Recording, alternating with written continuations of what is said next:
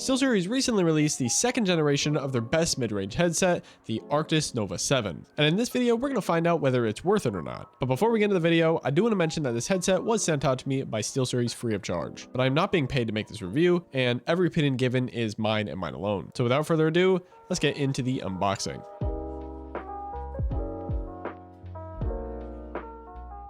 When opening the box, the first thing you'll see is the headset itself wrapped in a protective bag. In the accessories section is a manual, a USB-A to USB-C cable, a USB-A to female USB-C adapter, a 3.5mm to 3.5mm cable, and lastly is the 2.4 GHz USB-C dongle.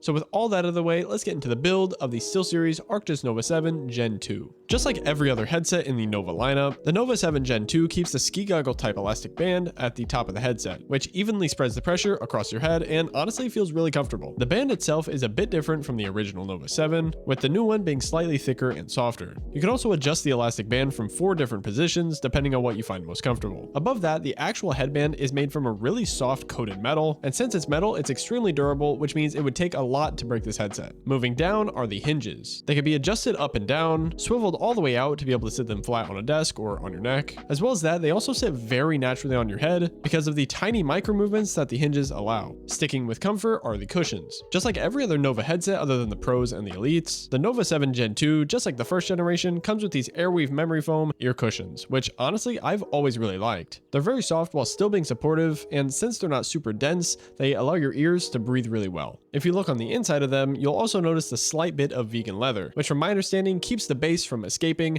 making these sound even better. The ear cups can also be removed and either replaced with new Airweave ones, or with the really nice vegan leather ones that are on the Pros and the Elites, which honestly I really love. If you're interested, you can find both of those on the SteelSeries website. When it comes to overall comfort, the headband design mixed with the super supportive ear cushions and the fact that the headset is only 326 grams makes these honestly one of the most comfortable headsets that I've worn. Just like the original 7s, the clamp force is on the looser side, but it's not really an issue for me, and it shouldn't be for you unless you have a really skinny head. I'd also like to mention that if you're going to the Gen 2 from the Gen 1, the second generation one is only 1 gram heavier, so expect the comfort to be basically the exact same. On the back of the left ear cup is a mute button, which sticks out farther when muted and is almost flush when unmuted. Below that is the volume rocker, which feels super smooth and gets pretty loud at the max volume. On the bottom of the left ear cup is a 3.5mm jack, which can be used if you'd like to use the headphones wired. If you look very closely on the front of the headset, you'll also notice the microphone. When pulled out, it can be freely bent to make sure it's at a good distance from your mouth, and at the end of it, there's also a small light which indicates at a glance whether you're muted or not. But if for some reason you don't like that light, or you want to make it slightly dimmer,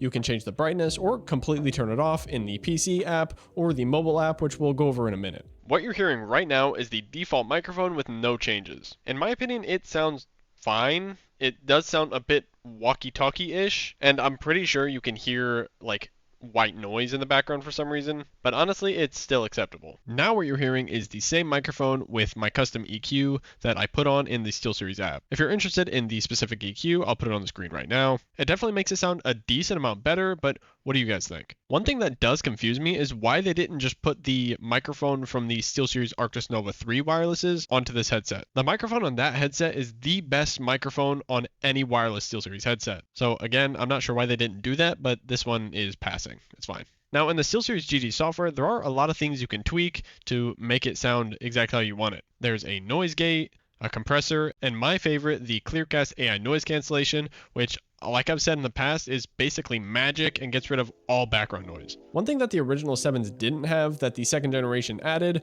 was compatibility with the SteelSeries Arctis Mobile App. In the Arctis Mobile App, you can see the headset's battery percentage, change the volume and side tone, choose from over 200 audio presets for a ton of different use cases and games, as well as choose from a few different microphone presets. This means if you're mainly a console gamer and you don't have access to a PC, you can still very heavily customize the audio that comes in and out of these. The one downside to the mobile app is that you can't make custom EQs. To do that, you will need the SteelSeries GG app on PC. But personally, I think the fact that you can even customize the audio at all without a PC is very, very useful. Another really cool thing about the app is that you can choose separate EQs for both the 2.4 GHz connection and Bluetooth. So if you mainly listen to music through Bluetooth and you mainly play games through the 2.4 GHz connection, then you can very easily set a music listening EQ to Bluetooth and a gaming EQ to 2.4 GHz. Moving to the right ear cup are a few things. First is the button to turn on Bluetooth, which will consistently flash blue to let you know if it's on. Right under that is the main power button, which will either flash green, orange, or red, depending on the headset's battery life. The power button on this headset also is one of my favorite features on headsets that even the Nova Pros don't have, which is built-in media controls when connected through the 2.4 GHz connection, which lets you pause or unpause your music or videos with a single click, skip a song or go to the next video with a double click, as well as go back a video or go back a song with 3 clicks. Personally, I absolutely love this because there's times when I just want to listen to music while going downstairs to, I don't know, get a snack or something. And then while having a video playing or